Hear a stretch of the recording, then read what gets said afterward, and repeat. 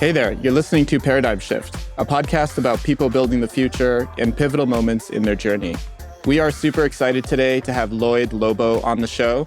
He's a founder, he's a podcast host, he's a community builder.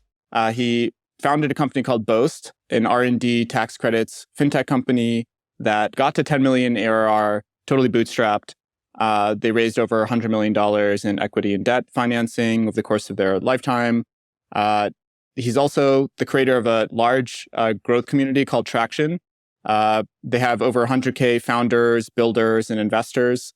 And finally, he's releasing a book entitled From Grassroots to Greatness, 13 Rules to Build Iconic Brands with Community-Led Growth, which I'm super excited to talk to him about today.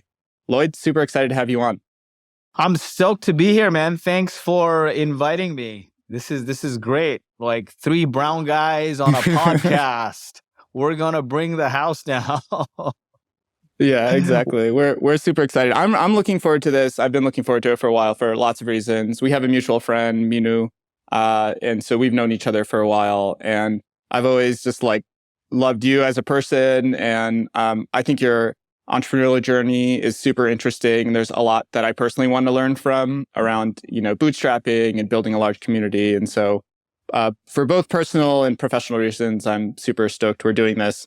I would love to start for context, for the listeners. You have just a really interesting kind of upbringing story, which I think is quite rare. We had Ali Partovi on the show pretty recently, and he told us about kind of his journey and his family's immigration story of leaving Iran during a time of great turmoil, and they got to the U.S. And his experiences growing up have played a large role in kind of who he is today and how he thinks about things. And I know you also grew up not perhaps the ideal circumstances. You grew up during the Gulf War. You had family spread around the world, really literally the world. And I'm just curious, could you tell us more about that experience and kind of the imprint it put upon you and the role it played in your entrepreneurial journey? Definitely. So it's a very funny story, right? I have this, I don't know if I had a reading disability or a learning disability, but growing up, I would, and up until today, anything that has to do with reading or writing, I procrastinate. I get anxiety. I procrastinate to the end. So writing this book actually was a big, big challenge for me. And so I would study hours before every exam. And I must have been in grade 4 or something when the Gulf War happened. And I studied for a math exam and showed up there. It ended up being a geography exam. And I'm like, listen, I'm going to fail. It is done. And imagine this 4th grader trying to cheat. I didn't even know. I'm like, please, I'm going to fail. So anyway, my mom wakes me up, fast forward a couple of months, and she's like, hey, you can't go to school. The war has happened in Kuwait. And my first reaction was, yes, you guys are never going to find out that I failed this exam. Right?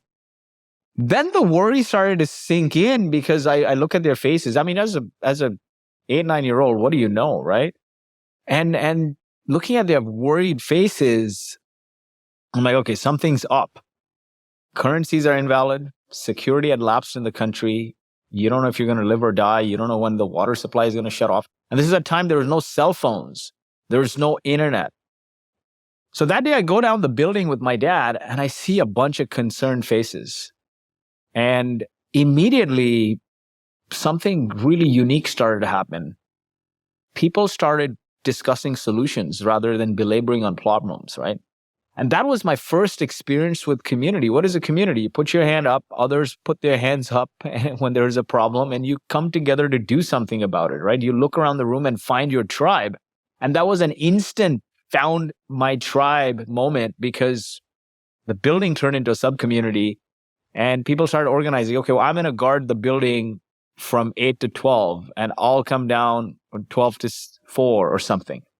Somebody was like, I'll organize food, I'll organize supplies. And it just started coming together because they needed to act very immediately, right? What if looting took place? What if the military, somebody broke in? We were hearing all these stories. And one building started communicating with the next, word of mouth started spreading. And it turned into probably one of the largest grassroots evacuation movements at a time when there were no phones or internet. I think the phones even stopped working, but there were no cell phones. There was no internet. And the messages and the communication and the word of mouth started spreading from place to place, building to building. Every building became a sub community that went to embassies, went to governments, and started an evacuation plan. People were organizing shelter for those that didn't have homes. Schools were turned into refugee camps, those kinds of things. And then buses were organized to take us from Kuwait to Baghdad to Jordan. That was also my first experience with entrepreneurship in many ways, because what is entrepreneurship? You have an idea and you want to take it to execution and fruition, right? But you have to deal with extreme risk and uncertainty. You got to deal with extreme risk and uncertainty to take your ideas to impact, to fruition. And this was that. There was an idea to evacuate out of the country. There's extreme risk and uncertainty. And so you're coming together as a community to bring that idea to execution and impact and fruition. And so as we went from Kuwait to Baghdad to Jordan on this refugee bus, on this rickety bus on the highway of death, and you can Google search highway of death and you'll see these pictures of buses being bombed and like people dead on the road. I wasn't sure if we're going to live or die. My parents weren't, certainly, right? And what should have been concerned faces of people were actually smiles and people singing and playing the guitar. And that day I realized a very, very important lesson, that it's neither the destination, because we weren't sure where we were going. We weren't sure like where the end destination was. There was hope that we'll get evacuated and be sent somewhere, like sent to India or somewhere, but we weren't sure how long that would take, when that would happen, how that would happen. All we knew was you're going to go on these buses, and along the way from Kuwait to Baghdad to Jordan, there's going to be different refugee camps. But there was no certainty. And I realized that life in general, right? It's not about the destination. We always talk about, it's not the destination, it's the journey. Or we say, it's not the journey as long as you hit the destination. But it's neither. It's neither the destination nor the journey.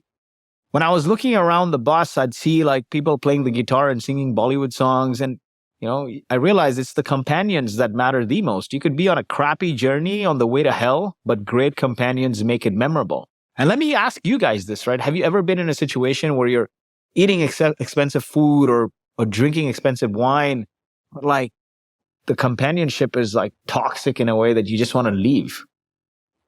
And that experience was very similar to me growing up. So my mom grew up in the slums of Mumbai. She had 9 siblings. And, if you've seen that, there's like, I don't know how it's made, but it's probably like cement blocks or something very raw with like aluminum or aluminum tinfoil roofs. And they barely had space for their kids. So grandparents had 10 kids, and there was like no toilet. There was a public toilet that you had to go to. It was always disgusting. Every time I went there, I couldn't use the public bathroom because I would want to throw up. So I'd go and in the side of the bushes or something, right? But like when I see where they would take a bath, it was just like pit and barely any space. But every time I'd go to Mumbai every summer to visit my grandparents and my uncles and aunts, I'd see some random person staying there, because Mumbai is like the New York City of India. And I'd ask, like, why do you have this random person here? And they'd say some version of the only way to create abundance in your life is to help others without expecting anything in return. The people you help will never give you anything maybe, but the karma will pay tenfold. And today, in 2023, all of my grandparents' kids are well off, and their kids are well off, and nobody obviously lives in that slum. But there was another thing that I experienced there, was the camaraderie amongst the people in that community. Like, we'd go during the summer when it was raining a lot, and Zain, you'd see this summers rain a lot there in India. And puddles would actually turn into ponds, and we were swimming and getting dirty in there, or would play games together. There were not a lot of homes there that had TVs. So the 1 or 2 homes that did have TV, like my grandparents, everyone would watch TV together. They had like cable television that would stream these pirated movies, Bollywood movies and whatnot. So we'd coop up and watch once a week. And the people that couldn't get in the house because it was so small would watch it from like the windows outside. And there was like a thing that I don't know, cowshed, what you call in Hindi, tabela, right, where you'd get fresh milk from. And one day I went and fell in love with this calf, and I wanted to bring that calf home. And the guy let me have it, and I brought it to that little small slum and tied it. So that experience, the camaraderie of the people there, um, and the vibe that I had during the Gulf War, and just growing up in general in a very communal living, was my DNA growing. Then a few years later, we ended up in Canada. A few years after the Gulf War, and went to university. Ended up moving to the United States. Only ever worked at startups after university. My wife, who was also a refugee of the Gulf War, ended up med school in the States, so followed her there. And after a journey of working at a number of startups, my co-founder, Alex, who was my partner in every project in university, or best friends in university, called me one day and said, "Hey, I have this idea about automating tax credits, doing a business in the tax credit space. We should start something together." And I had been working at another startup, and now I've made my way from cold calling to running GTM. And the founder, there's this hustle culture, right? And that tech perpetuates, of work nonstop, 24/7. And I used to work till 9, 10 every night. And one day I started going home at 6, and I get an email saying, "Hey, I used to love it when you're in the office till 9 or 10. What's causing you to go home? Your wife is in residency. She's working 100 hours a week." And my heart sank, because my parents were visiting town and I hadn't seen them. They live in Toronto now. After Canada, after Kuwait, we a few years later, we ended up moving to Canada. And so they were visiting and I hadn't seen them. And that day is when Alex called me and he's like, "I'm thinking of leaving this Big Four consulting firm I'm at to start a company in this. Would you like to join?" And I'm like, "I don't care what we do, man. As long as we build a company that we want to work for, I'm in." And that's how the journey, that was my backstory of going from, community-led DNA and risk and uncertainty to starting Boast. One thing I always craved was this risk and uncertainty, because when I finished university, I studied software engineering. So I have a bachelor's of engineering, software engineering. I asked an entrepreneur, what's the best skill I could learn? And he says to me, sales. So I started applying for sales jobs as account executives, sales, just doing sales, and nobody would give me a job. Like, an engineer, why would you apply for a sales job, right? Back then, 2005. And so I begged my way into cold calling for a small company. And as you guys know, with Indian parents, they lost it. They're like, "We got to hang our head in shame. Our son making $30,000 dialing for money when our friends' kids are at Microsoft and Google, and like, what's wrong? Like, what's going on? Like, why do you have this? Why do you have to make cold calls?" But fast forward today, that skill was the best skill I could ever learn, because it teaches you to pivot on the fly, polish your messaging, hone in on the customer, build relationships. And that is everything you need to do when you're starting out through scale, right? Identifying your customer and talking to them, figuring out what to build, evangelizing early employees, evangelizing investors, evangelizing the press, convincing your wife that after working for a number of failed startups that you want to do your own. All of that is selling. So that was the journey. And so I think if I had to pinpoint the skills I learned, was part of my DNA was community. And then part of that DNA was also the appetite for risk. And the key learning, fortunately, I had was sales. That's amazing. There's so much there. I know we want to talk a lot about community, because that's something you just are just so like great at. I feel like, it's a superpower. It's a hard skill. And like so many of our listeners aspire to be better community builders. But I also want to just comment on something you said, which is, one of your learnings from that time in Kuwait during the war and being on this bus on the death highways was that ultimately, like, it's not the destination or the journey. It's like, the relationships and the people, right? The companionship. And that totally resonated with me too, because I also think that's matched my experience, where ultimately it's about like the relationships and the work, like meaningful relationships and meaningful work. I don't know if you've read this book called Man's Search for Meaning. Have you heard of this book? It was written by this guy Viktor No. Frankl, who was in a Nazi uh, Holocaust, like one of those like concentration camps, and he was like a psychiatrist, and through his whole time there, several years, he like, observed like, what made some people like, thrive in this really like difficult environment and some didn't. And he sort of wrote this book called Man's Search for Meaning when he came out, many years later. And his key sort of observation was, in the end, the people who thrive are the ones who have meaningful work and meaningful relationships, because that gives them purpose, Um, and I think a lot of what you described kind of reminded me of that, because it was kind of like the same message discovered in a different context. So anyway, I just wanted to call that out. Yeah, definitely. And recently there's a lot of noise around blue zones. Have you guys heard of the blue zones? No, what's a blue zone? Blue zones are areas, 5 areas in the world, I guess towns maybe, where people live functionally to 100. Living functionally is a big deal, right? Longevity without functionality is meaningless, because then you're just a vegetable, right? Like as you live longer and longer, you just start to be dependent on other people. But these people on average live to 100 functionally, okay? And 4 out of their 9 common traits are to do with community and social connection, being a part of a religious group, walking together, socializing, eating together, those kinds of things. And so that is key, right? Like from your personal well-being to your business well-being, human to human connection is everything. And in 2023, if you see, marketing is taking a bloodbath, okay? CPMs are up, TikTok, Facebook.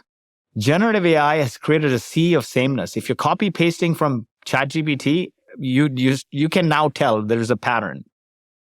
Customers are tired of clickbait, of spam, of ads, of pop-ups, of giving personal data to access crappy white papers. They're tired of seeing the same thing over and over again.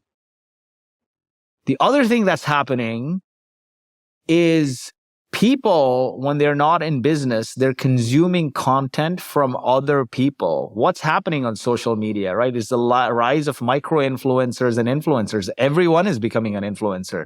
And that micro-influencer category from 10 to 100,000 followers is increasing. And so when you consume personal content, a question to you, do you consume personal content from brands in your personal time or from people? People. I think it's Twitter. My go-to is Twitter. It's all UGC, right? Yeah. Yeah, it's all people, right? Even on Insta, if you're scrolling, it's people. And so these trends are going to impact the way marketing is done in the future. And that's why social connections drive humanity. COVID has proven that we were all cooped up and we're ready to like burst and come together. Generative AI has now, I guess, commoditized content to a point where you have to really, really stand out.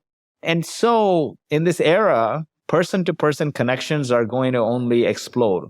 People are not following brands and engaging with brands' content as deeply as they do with other people's content. Yeah, I think that we all intuitively, I think, have experienced that and can feel it. But let's talk about an example, right? So like, you've built multiple communities. So you got that call from your friend, it led to a series of events that got you to start Boast, which was an R&D credits company. You had great traction and you built a community along the way, right? So maybe like you can just give us some examples and sort of almost like a case study, or that people can learn from. So like, how did you approach building it? So you have the R&D tax credit thing, you're doing outbound cold sales. That's a tough starting point to then go build like this vibrant community around. So how did you kind of approach that, like tactically? Like, how did you think about it? What did you try? What worked?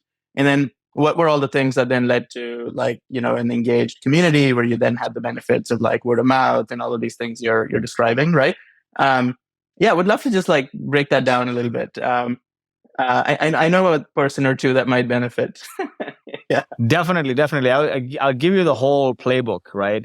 But first, I want to preface this by saying, for the book, as I talked to probably 1,000 plus people, rewatched all our traction interviews. I actually joined a lot of communities. Like if you saw, I was part of a few on decks, like On Deck Angels, On Deck Scale. I joined the NAS, the famous YouTuber NAS Daily has a couple of communities, NAS content creator community, and so on. So I joined a lot of these back end just to experience, because I had only been a part of mine and SaaSters. So I started joining other communities and experiencing it, and then researching. I found one very common thread. Okay. And this common thread is something that everyone from Christ to CrossFit has knowingly, unknowingly used to go from an obscure idea to a cult-like following. So this is a very strong statement here. From Christ to CrossFit, every obscure idea that has turned into a cult-like following has followed this pattern. And that starts with four things. I mean, that starts with audience. People listen to you or buy your products. You have an audience. You bring that audience together to interact with one another. It turns into a community. That community now comes together to create impact. It becomes a movement. And when that movement through rituals has undying faith in its purpose, it becomes a cult or a religion. Ignore the religious side, because I don't want to take this conversation in that direction, but try arguing on the fitness regime of CrossFitters or the beliefs of Bitcoiners or crypto fanatics, and they'll cut you, right? Why did it get that way? You start by building an audience. How do you build an audience? You have a select group of people that congregate or believe or resonate with a specific thought. Then you start bringing them together to interact with one another to discuss that. Then you assemble them to support a bigger cause, to create impact. And then you create rituals over and over again, consistently over time, and that turns into cult. And you can take some of these biggest cult brands to put it in that framework. So now I'll go through the process that we used at Boast, because this was very interesting. And I actually made a post here recently on LinkedIn that actually went viral. It got like a few 100,000 views, which was, this is the absolute best way to raise money for first-time founders with no startup experience. It helped us land 23 million in growth equity, which wasn't venture funding. We sold half the company and liquidated as a result of using this process, these exact 5 steps, right? And it was tongue in cheek in a way, because we didn't go out to raise money, but as a function of the things we did, the funding chased us. So the way I look at it is, I can talk Lloyd, about as you dive into that, I just want to also just throw out one or two things I'm curious about, and I just want to that would be great to just have you sort of comment on as you go through the steps. So one is, so like just like super tactical again, like R&D tax credits. How did you then convert that into something more up level that people would then kind of like be excited to engage on, right? And then like how did you kind of like keep the conversation and engagement in the community positive and like healthy, right? That can be like a challenge. And then what were some rituals you built, right, for like step 4 in your framework? Well, but Boast is not a cult brand, so we didn't get to the rituals part. I left the day-to-day of the company, and I don't even think it got to the movement level. We were trying to get there, but I'm no longer there. But we definitely build a community, so I won't take credit for building a movement and and sure, but a cult. Maybe but, like but how the you next thought one. about it, right? You probably had some definitely. ideas. Okay, here's some things we can try. Okay. Exactly. So I'll give you the entire like the playbook, right? But like, the first step before you even embark on building a community is you got to ask yourself, do you have the DNA of building community? And as I talk to thousands of people, I realize there's like 6 common things between community-led businesses in their values. And that is connection, autonomy, mastery, purpose, energy, and recognition. It's very proactive. They want to drive connection. They give people the autonomy, not control. They help people learn and become better and better. So mastery. There's a great sense of purpose that is beyond the profits. There is energy in the environment, and they proactively recognize people. If you don't have those things as a part of your DNA, it's very hard to build, right? Because if you care about control over autonomy, then it'll wither away. If you care about money, money, money, and no purpose, it will wither away. Because think about it, we're in 2023. People can, there's a lot of layoffs. People can make money anyway now, right? Consulting. There's a record number of solopreneurs and consultants. Why would I come join your community or company? I want to align with a greater sense of purpose. Otherwise, I don't want to pay tax. I'd rather just do this on the side, right? So that is very key. And I can dive into that whole camper framework later. I call it camper. It's cheesy, but if you institute camper in your community, in your company, in your culture, you'll have happy campers for life. But it's connection, autonomy, mastery, purpose, energy, and recognition. I think that is number one, is like having your values. Once you have that, you need to drive, define it further. Great companies are built on great alignment, right? So what is the purpose? Meaning the long term, the forever. What is the vision? Meaning what will the world look like because we exist? What is the mission? And I'll break it down how we did it for Boast. What is the mission? What meaning how we do it today, and or what we do, and what are the values, how we behave. So when we started Boast, I moved from San Francisco temporarily to Calgary because my co-founder was there. And our ICP, we try to contact. It wasn't methodical by any means. Okay, you're like starting a company. You're trying a bunch of stuff. You're a pirate. You're throwing stuff on the wall and figuring out what sticks. We started picking up the phone and calling everybody, large companies, small companies, anybody would listen. And the consistent was, it was very hard to get a hold of people. The larger the company, the harder it was.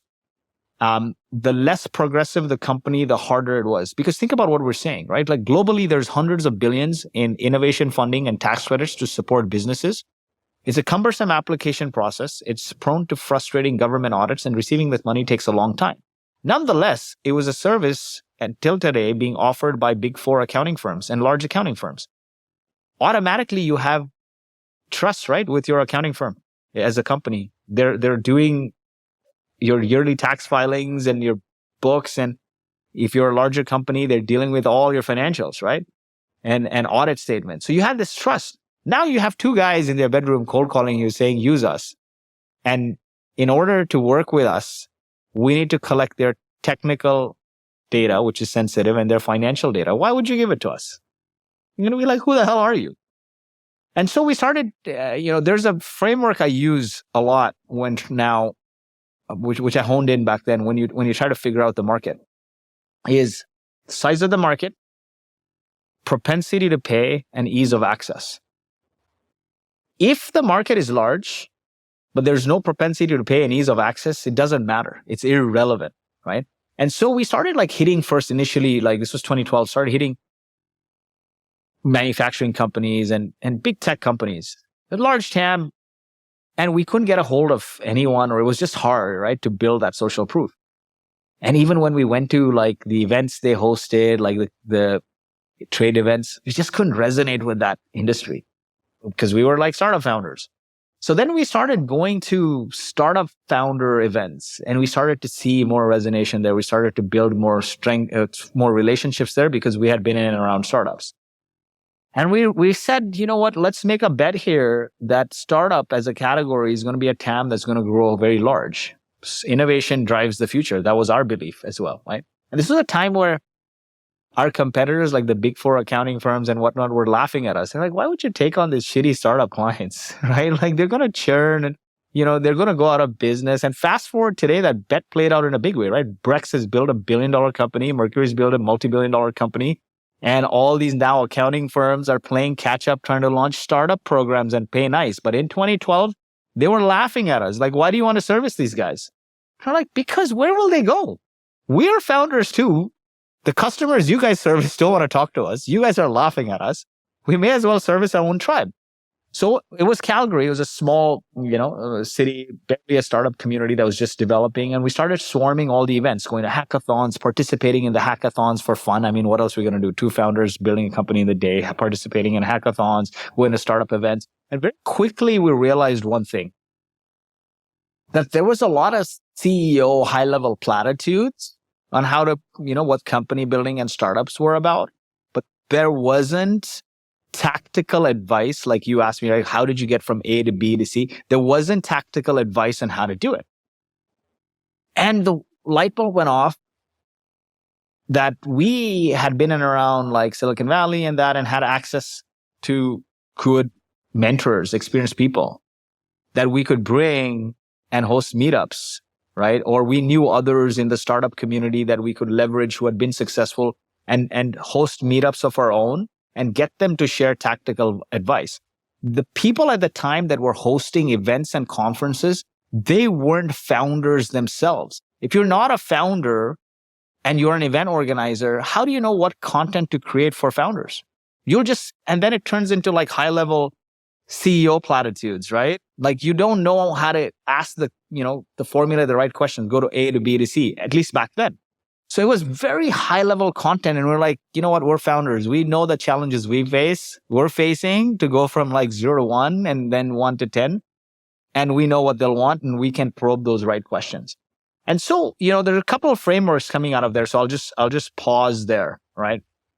So one framework is identifying your ICP, figuring out an ideal niche and identifying their pains, where they eat, breathe, drink, sleep, their aspirations and their goals. That's number one that came out. Number two is this, figuring out who to target based on size of the market, ease of access, propensity to pay. It's kind of a play on the RICE framework, right? Which is reach, impact, confidence, and ease. Meaning, how big is the TAM? How are you going to reach them? Is it easy or not? And are they going to pay? So that was the second one. What we found is that because we offered a service that got people money from the government, we were taking money when they got the money. So that ease of access, ability to pay was taken care of. The TAM, we bet on that the startup market is going to explode and they have nowhere to go, no banker, no lawyer, no accountant wants to talk to them. So we'll bet on that. And the ease of access was because we banged our head everywhere else. Nobody would talk to us. It was a market that was easily accessible to us. We would go there because we were that personas and we could resonate with that. So that was the second thing. Once you have your ICP, you need to draw the circle of influence around your ICP. So that is, who do they fund? Meaning, what other services they pay for? So that gives you a list of people you could partner with. Who do they follow? This gives you a list of influencers that you can invite to your events, your podcasts, your meetups. And see, this is a time where there were no podcasts. LinkedIn wasn't really a thing. People were looking at third-party blogs, right? And then what do they frequent? Meaning, where do they hang out? What platforms are they on? What magazines they read? What blogs they read, etc. So we started making lists of all these people. So now once you have the ICP and you have the circle of influence, you pick the ICP based on size of the market, ease of access, propensity to pay. You've also aligned on your values, right? Your values meaning you care about connection, autonomy, like you care about people-centric values, community-centric values rather. And so now our messaging actually drastically changed from saying, buy my stuff, buy my stuff, buy my stuff, bombarding and cold calling, to, hey, Ashish, Zain, you're a founder. We're bringing X influencer to speak about Y topic, which was very tactical. And there's going to be pizza and we only have 10 spots. Would love for you to attend. Could you make it? Nobody was getting invites like that back then, right? The first meetup, 10 people showed up. Great, full. Next meetup, we expanded it, 20 people, 15 people, something like that. Here's another lesson here is consistency is the magic ingredient that turns small actions into large outcomes. This is a quote from Jason Lemkin in my book. If you look back at Jason Lemkin, he started SaaStr because he wanted to do right by, he felt he sold the company his EchoSign early, and he wanted to build a legacy for his team and also educate people to play the long game. So he started writing 2-3 Quora posts every day for 2 years. That blew up into a big community and an audience and a following. Consistency, right? You never stop. And you look at Alex Hormozi, or you look at some big influencers, it's just they're consistent. They may have off days, 1 or 2 off days, but they are always extremely, extremely, extremely consistent. And that is the key thing. So we started doing these with cadence, man, with consistency. More and more and more and more people would show up. One day, we did an event where we brought in the CEO of Plug and Play and a couple other speakers at the co-working space, and 200 people showed up. That's insane, okay? This is in Calgary? This is in Calgary. 200 people now showed up, right? And are there 200 people in Calgary? There's, I'm just kidding. There is millions of people, a couple of million people. I don't know. Let's look. What is the population of Calgary? Population of Calgary. I know it's much bigger. I was just making a Canada joke. Forgive me. Yeah, it's 1.3 million. Yeah. Canada's a big country. But yeah, Calgary has now a thriving startup ecosystem, and Plug and Play ended up establishing an incubator there as well. iStock Photo, which Getty acquired, came out of Calgary. So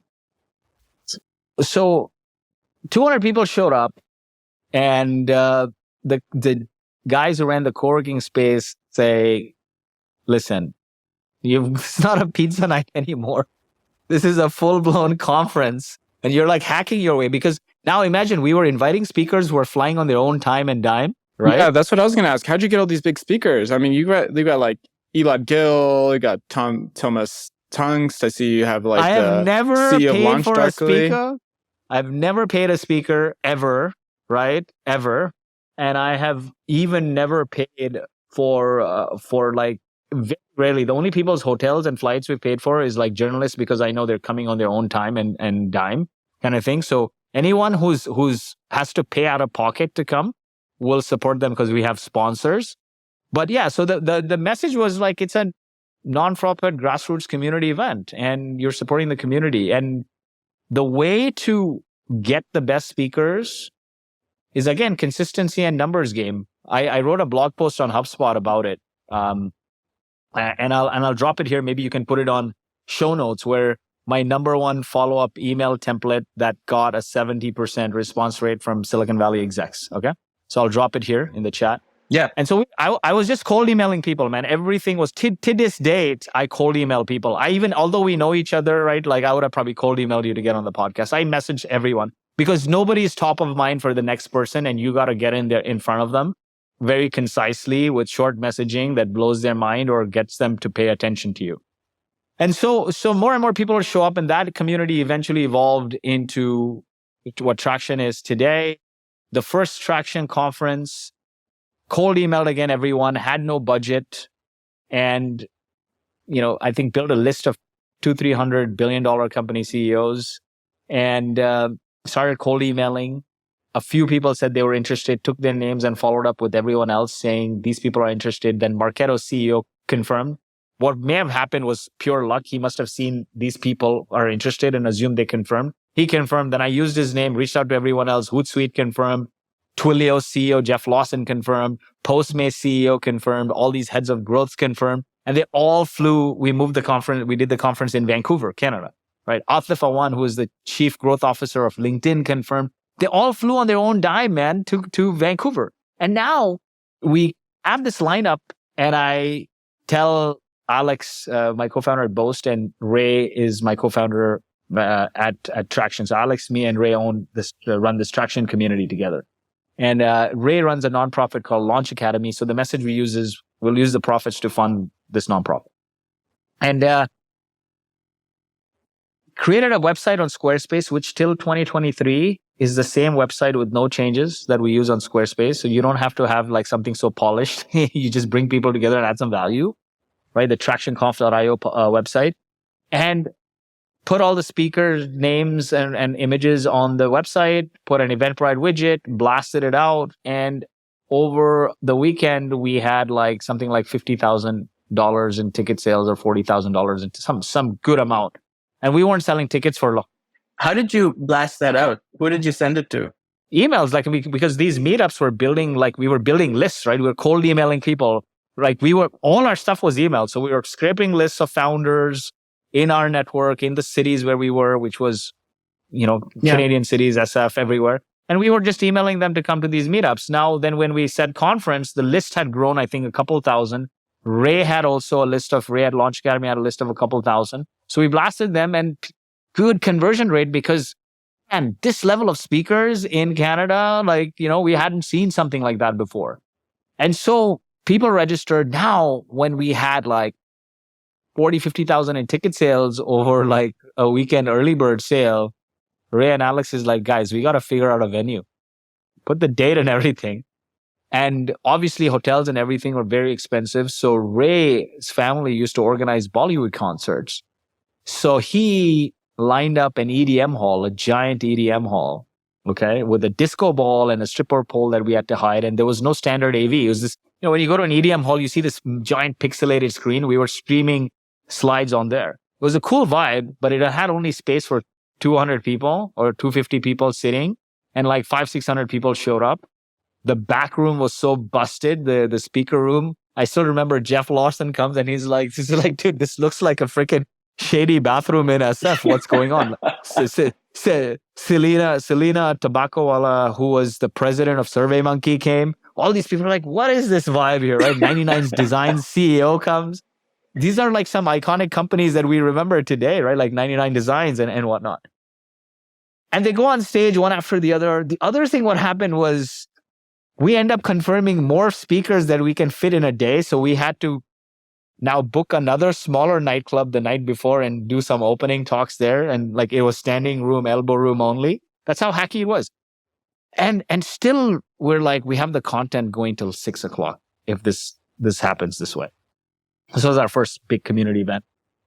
And so we told all the speakers that actionable takeaways only, no ramblings, none of that, just key insights, 10 tips to do X, Y, and Z, and you only have 15 minutes. But now we're like, how do we keep people to time? So we went and brought a smoke machine, we put it backstage, and we're like, at 15 minutes, we'll hit the smoke machine and it goes boom, right? The speaker gets startled and the people start clapping. That's what started to happen. So now, talk after talk after talk, I still remember it was Cloudflare's CEO, co-founder. I think she might be the CEO right now, Michelle. She's like, what the hell? Like, people are getting startled, right? It was just funny That's reactions. amazing. Yeah. So then Jeff Lawson from Twilio comes. It's fun. I got to tell this story because it's funny. And he's so startled with the setup. He's like, I got 2 slides. Which one should I use? I'm like, listen, I don't have the mind frame for the way things are going. He's like, can I take my laptop and plug it on stage? I'm like, it's not equipped to do that. You have to send the AV. Then he's like, screw it. I'm going to go on stage and I'm just going to riff off my head. And he gives one of the best talks I've ever heard anyone give. Like, he's off the top of his head, bouncing on the stage, like almost like a rock star at a concert. And then 6:00 rolls around. Frederic Lardino from TechCrunch goes on stage to interview a speaker, and they see the smoke coming. And he's like, we just went on stage. Why is Lloyd releasing the smoke? You can even hear him say that in the recording of the video on YouTube. What had happened was the smoke machine ran out of water and it started sparking and the drapes backstage caught fire. So now, like, we're running backstage to pour water. And so that's how Bootstrap, that was the first community event. But as a function of this, we figured out our values, and our values went from buying my stuff to saying, why do entrepreneurs want funding for innovation and product development? To accelerate innovation. Why do they want to accelerate innovation? To grow their business. Why do they want to grow their business? To generate impact. And so that values and that purpose became enabling innovators to change the world. Why? Because every dollar spent in innovation returns 20 to the economy. I had an article on Bloomberg about this. Vaccines, robots, clean drinking water is a function of innovation. Yet in the last 15 years, more than 50% of the Fortune 500 companies have evaporated, and 99% of the innovations die on the vine because they don't have the know-how and the money to innovate.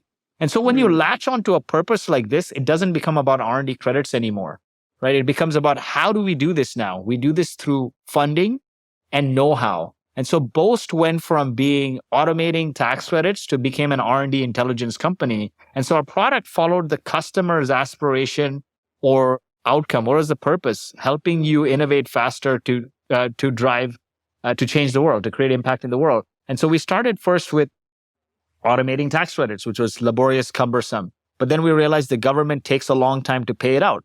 So we went out through our community. We met this large hedge fund in New York that gave us $100 million credit facility to lend to these companies so they don't have to wait from the government.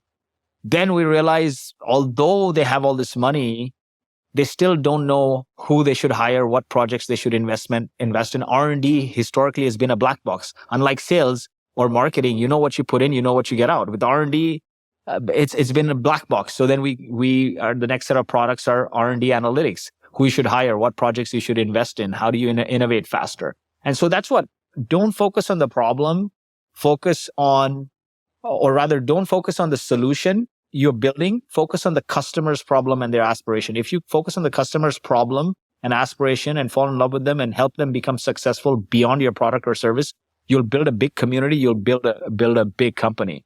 And so what happened was, we had this who do they fund, follow, frequent at our events. Now partners were showing up, sponsors were all the people that our ICP, our ideal customers, would buy solutions from, and the speakers were all the influencers, right? So when you see that, when a entrepreneur goes to an event, they feel that they're meeting their tribe versus, if you went somewhere, imagine you go to a party and you open the door, you got to swim through some garbage. Nobody greets you. You meet like butchers, bakers, and candlestick makers, and you're out of there, right? You don't want to be there anymore. But if you go somewhere where I open the door, I pour you a glass of wine, I introduce you to 3-4 people, you meet people that are in your league, you meet influencers, you meet like TechCrunch there. This is just the value of having reporters from TechCrunch and having VCs from Silicon Valley at an event in like Calgary or Vancouver is super valuable, right? Yeah. No, I love that, how you brought it full circle. And it was so cool to like walk through like how you did it and tie it back to your business. And I think like the idea of making it not just about the customer's problem, but also the aspiration is like really, really powerful, right? So like, it's not just about, hey, you want to save money on R&D tax credits. And that's not even what R&D tax credits are about, right? It's about ultimately more innovation. And I think like bringing the community together to accelerate that is magic. So that was really cool. I think it's going to be really cool for our listeners to listen to that whole full circle thing. It certainly inspired a bunch of ideas for me in the context of some stuff I'm working on. Yeah, I think one key thing to touch on here also is how do you translate this to today? Because COVID has happened and now there's digital, there's online, there's digital, there's online. People are confused. What do they do? One thing I truly believe in is in-person events. And you don't have to do all in person, but you have to do it at strategic points. Because anytime you incorporate more than 2 senses, you start to build stronger connections. We're sound and sight. If we were in person now, we'd probably be having beers, we're having dinner, we get to know each other's families, we build stronger connections. And so I talk about senses in the book a lot. And so you got to bring people to congregate together, right? See, one of the things that's also going to happen is Google is killing third-party data. And if you're on platforms like YouTube and LinkedIn, you don't own your audience, no? So how do you get people's emails and bring them together? You can't just say, download my white paper. That's done, right? And so what are some strategies? So you guys have this podcast, which is great. You're inviting awesome speakers. Now, you can take this podcast, which you're already doing, post the video to YouTube, post the audio to podcast channels, turn the key moments as shorts to put to Insta, TikTok, and whatnot. Take the education. Don't just post the video link in LinkedIn, because LinkedIn doesn't like when you just post the direct video link because you're linking third party. Break down the 10 things I learned from this as a LinkedIn post and put the link to the video and audio in the chat comments.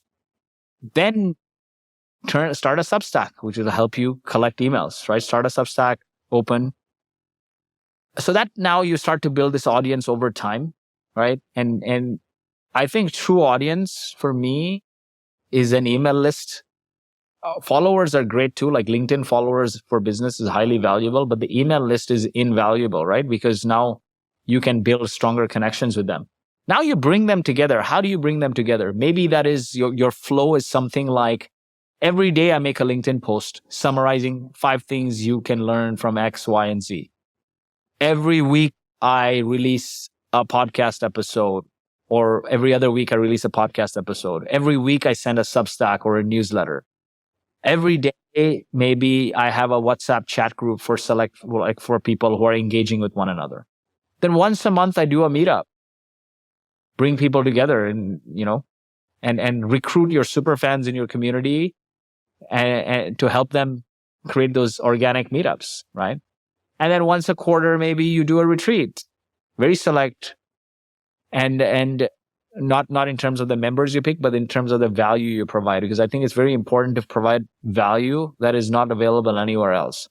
And then once a year, you do a conference, right? So now you have this framework of, you could pick and choose like a menu, what you do there, because again, it has to come from where do your community, your members, your ideal customer profile eats, breathes, drinks, and sleeps. And so now you have this audience that you're turning into a community. Then based on your purpose, that you have this large purpose developed for your community or your company, you can create a movement starting very simple, bringing them together to do some impact, like Mr. Beast, right? I mean, not everybody will be Mr. Beast. Not everyone can be Mr. Beast, but small actions, right? Mr. Beast now has created campaigns to raise $20 million to donate to plant 20 million trees, or $30 million to remove 30 million pounds of plastics. Harley Davidson almost went bankrupt in the 80s. Then they centered the company on the ethos of community. Community wasn't a marketing strategy. It was a company strategy with oversight from the president. Employees went out and started riding clubs. And then those riding clubs organically grew. They created the Save Harley campaign. Riders became employees. Today, the Harley Davidson, you can recognize a Harley fan anywhere by just what they're wearing. And they run campaigns to save people from cancer and funding for autism and all these wonderful things, right? So think about like how you can bring your community now together consistently to create impact. You'll start to develop a movement. And then if you look at like CrossFit and things like that, you can create rituals. I mean, like as much as, I don't want to talk about alcohol and stuff, but vodka, Red Bull is a ritual, right? What is that? Right? And you have to find that on your own based on observing how your community comes together, and then create those rituals. And then and those rituals come from the core actions your community does.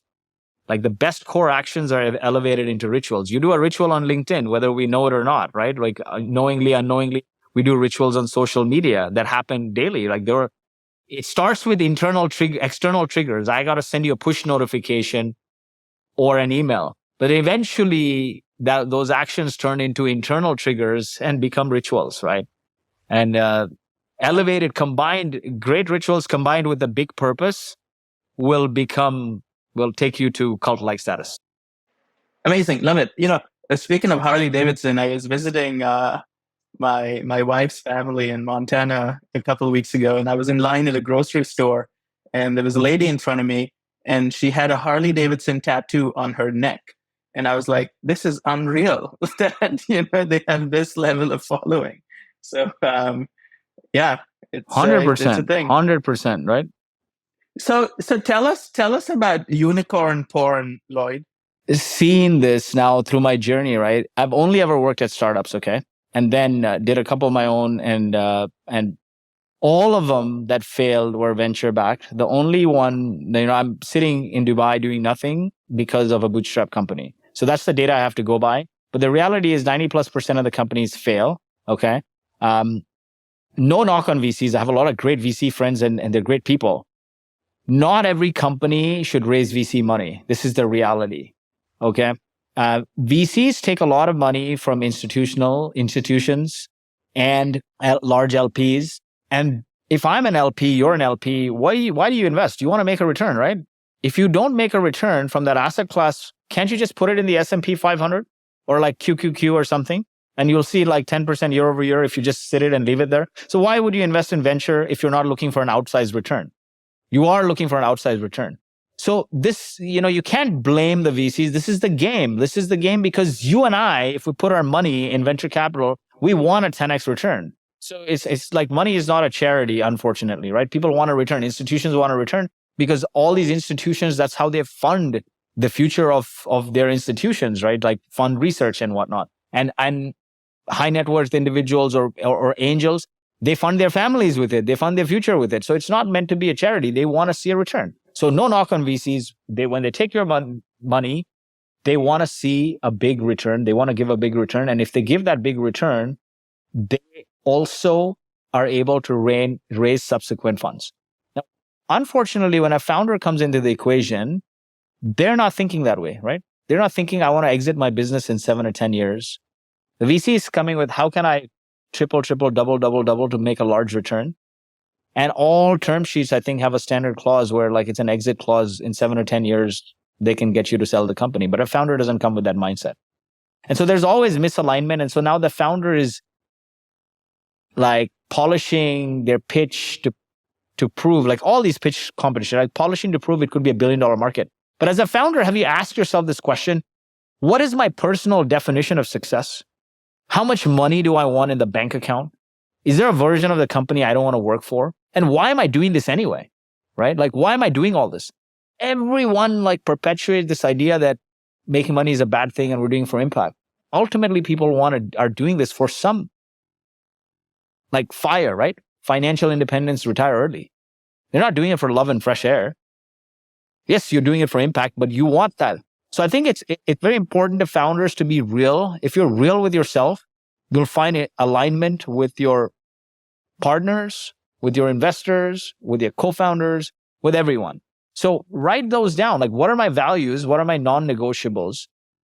Right? Like, if you care about transparency and somebody else cares about control, it will never work out. If you care about impact and somebody else cares about money, it's never going to work out. So just think that through, what your values are, what your non-negotiable. I understand when you're poor, you're surviving, when you're trying to survive, it's very difficult to think about non-negotiables, but have that in the back of your head so you can pick the right relationships.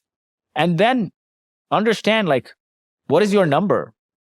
What are you going to do with this number? What is my personal definition of success? Meaning, what am I going to do if I get this money? How much money do I want in my bank account? And is there a version of this company that I do not want to work for? Right? And then when you align with VCs or decide to raise VC, you can think about it. So unicorn porn is, something I say a lot is the media has perpetuated this addiction to unicorn porn. In reality, the world is run by horses, camels, and donkeys. And unicorn being like a fictitious character. And now we've seen what happened, right, in the last 2 years. COVID hit. Every company on the planet needed to transact online, from your like grocery guy to your mechanic, right? Everyone needed a way to transact online. And so they went to Zoom and Shopify and Twilio and, consultants, and businesses started growing. Every startup started seeing record growth. They rolled forward the TAM a couple years. I think VCs knew this because I talked to a lot of investors who knew this, that investing heavily in the market is a gamble in a way. Some startups will continue to see explosive growth and some will, slow down as a function of just the market adjusting and correcting itself. So what happened was COVID hit, everyone needed to transact online. Interest rate dropped. Looking at this obscene transaction, online digital transformation happening, even investors who weren't traditional VCs started flooding the market, like hedge funds and whatnot, and started raising money to invest.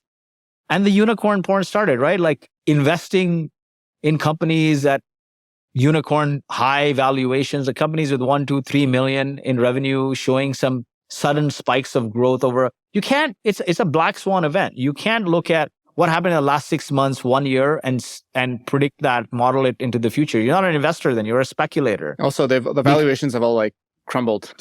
So like those unicorns aren't unicorns anymore for the most part. That's what I said, unicorn porn, right? Like, so what happened was they raised at obscene valuations. And then when 2022 started to roll around, the interest rates went up. And every time, look at every recession, when the interest rates go up, market crashes, recession follows. Coupled with the growth wasn't sustainable. If you didn't go on Shopify and Zoom and Twilio and all of these tools in 2020 and 2021, chances of you buying it are low, right? The market started. And so they started missing projections. And now what you have is a bunch of overvalued companies A unicorn used to be a company that's hit 100 million in revenue at ARR, right, for a SaaS company. And it used to be rare. Now look at the unicorn list and try to figure out what % of them have 100 million ARR if they were all SaaS from the SaaS list. Very few. And so now you got a bunch of zombie companies because they can't raise. If they go to raise, they're going to have to give up their whole cap table. And so now they're laying off heavily. They can't raise and they can't grow. And they've turned into zombies. And I'm fortunate that, I've had Alex as a great co-founder and he had the solid foresight and we weren't sort of pressured, my spouses, having smart spouses, we weren't pressured to go in that direction. But there was a lot of interest, but we decided to do growth equity, which is we sold half the company, we cashed out and we were a profitable business. We got to 10 million profitably and we barely had any marketing resource. Actually, it was a marketing team of one and change contractors. Because of this community, right? So we built this community. Partners were coming who were referring us. Customers were coming. Our sales guys effectively were community people. They were brokers of resources who understand the customer and figure out, hey, what else do you need? Can I connect you with a lawyer, a banker, another product? Can I solve your situation? Bring a mentor, right? And that's when you build strong bonds. It's truly a community-led DNA is what it was. And the interesting thing was our investors also came through the community. When the COVID had opened up, and this is, I say luck has a hand in everything. 10% luck is like the thing that tips 90% of everything in your favor. So during COVID, there was an opening to do in-person events. We hosted an event through a community partner. They recommended VC, Radiant Capital, one of the partners, come on the panel. I said yes. They enjoyed the event, met so many great entrepreneurs, reached out and was like, hey, would you like to join our venture partner network? We'll give you carry. And I'm like, I have a business to run. It's not something I do. The community is a side thing, right? And they asked what the business does. They were like excited. They were like, what? You did all this growth with no marketing and what? You're selling $100 bills for $20, meaning it's a great business. But we said, hey, we don't want VC money. And then they explained what growth equity was. Not quite PE, which buys your business and goes through the whole thing, and not quite VC. We'll liquidate the founders, but you'll also have significant equity left in the business to play the long game. So de-risk yourself in the short term and have enough skin in the game to play the long game. And that resonated very deeply. And I would recommend that as a route for any bootstrap founder. And in general, I think this path I laid out today, which is understand your ICP, figure out their pay points, deliver a solution for them manually in the beginning. And then once you do it manually, because when you're doing a solution offering, when you're servicing somebody manually, there's no buttons and widgets to hide behind, right? In the early days, customers want an outcome. They don't want software. You don't want to go to a gym. You actually want a six-pack. You don't want marketing automation. You want more leads. So no outcome, no customer. And that forces you to be very disciplined in the process you choose to deliver that outcome. Then you know exactly what to build. If you're collecting data manually, use APIs. You need to normalize that data now and then apply workflow. But it becomes a calmer conversation. Our first version of Boast was Zapier with Zoho Creator. It was no code. There's so many no code, low code tools. It's easy to build in 2023, man. You know what's hard? To build an audience and a community. And with marketing, people pouring millions and millions of dollars in marketing, your relationships are going to save the day, be your long-term moat, because you can't bring the next million out of thin air, right? But like if somebody has a solid friendship with you, I can't pay you $1 million to be my friend. That's such a good insight. And I feel like there's two other things that resonate with me. One is that there's no like right or wrong answer for your fundraising strategy. I think there's a question of like, what's the right answer for you? And that involves like a lot of introspection and discussions and honest discussions. And I think there's a natural inclination for founders to kind of just exhibit like mimetic behavior and kind of do what they see other people doing. But I think you're right. There's real trade-offs to consider. And the second thing is there's nothing wrong with selling. I mean, you guys timed it very, very well. But I think like as founders, it's really easy to fall in love with your vision and to like never want to sell. But it's interesting that you laid out an option where it feels like you can de-risk but still hold equity. And then I agree with you on the customer acquisition side, building a community side. And I've heard you say something I really liked, which was you sell first and then you build, which I think is something that I think more founders could do and like find better success because they just de-risk the fact that like whether people want what they're building. I know you've been so generous with your time. We just have like one or two questions that we ask every guest at the end.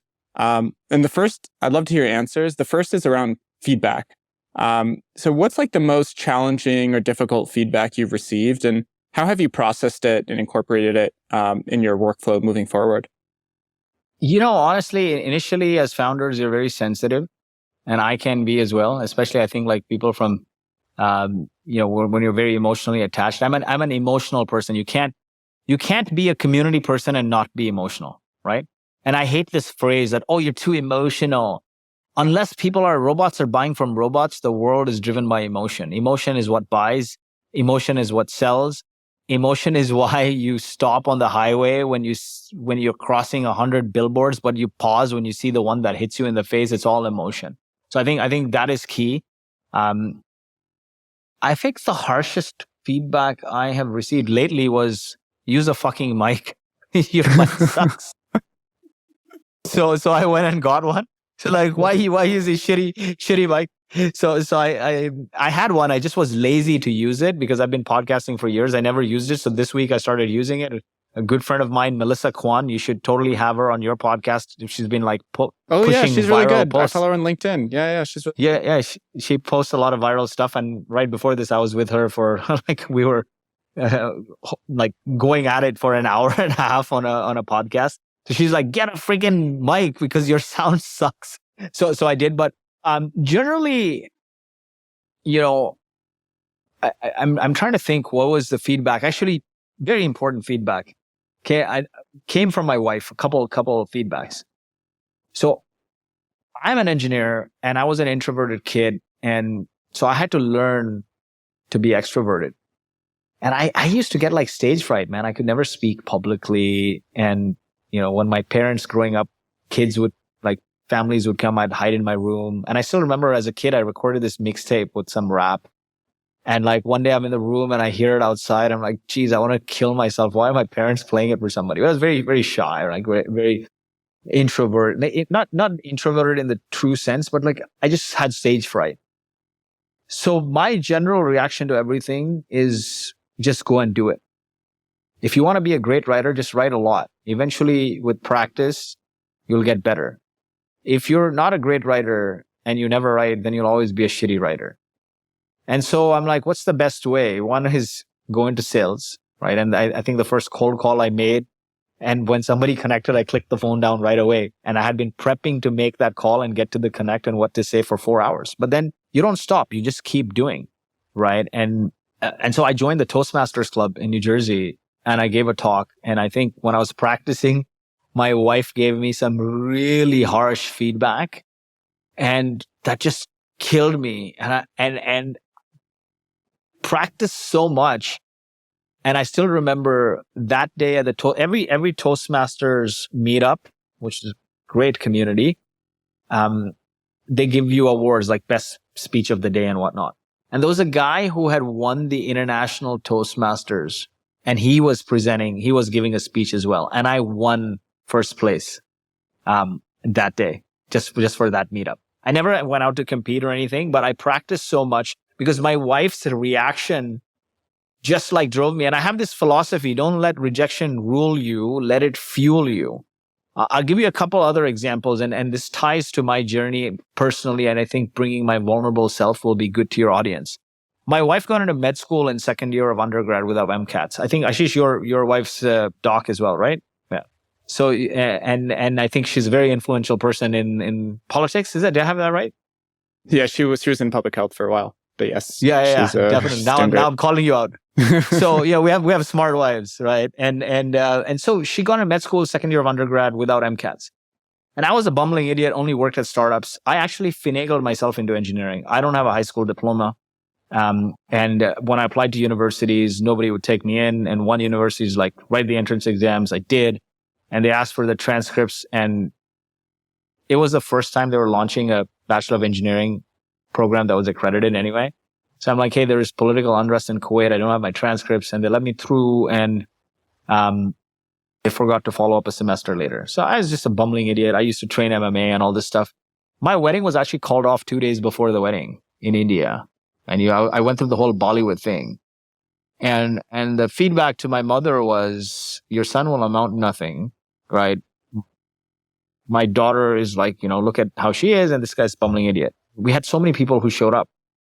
Now I got really depressed and angry from that experience because I saw my mom and dad cry a lot, and I'd never seen that. And my mom asked me only one thing that drove me up until this point. And that was, are they right? Did I not raise you right? That's it. And that drove me so much. And my wife, we ended up getting married 9 months later anyway in Canada. And I planned the wedding, but I learned to plan a wedding as a result. That's why I'm good at events. You take every bad situation and you turn it into good. Wedding was called off. I learned to plan our wedding, and still 400 people showed up in Toronto, and I gave her the dream wedding, right? And I learned like negotiation with vendors, how to put everything in an Excel sheet, follow-ups, all of that stuff, like the setup, the stage setup, the logistics. I literally on my wedding, the Indian wedding, they have the dolly, right? I'm coordinating that in the back. Okay. and a week before the wedding, the decorator runs off with the money, and we had to find a new one, and like she swindled a lot. So like I learned basically the stress of event management. But I only ever worked at small companies and startups, and, failure after failure, it still drove me.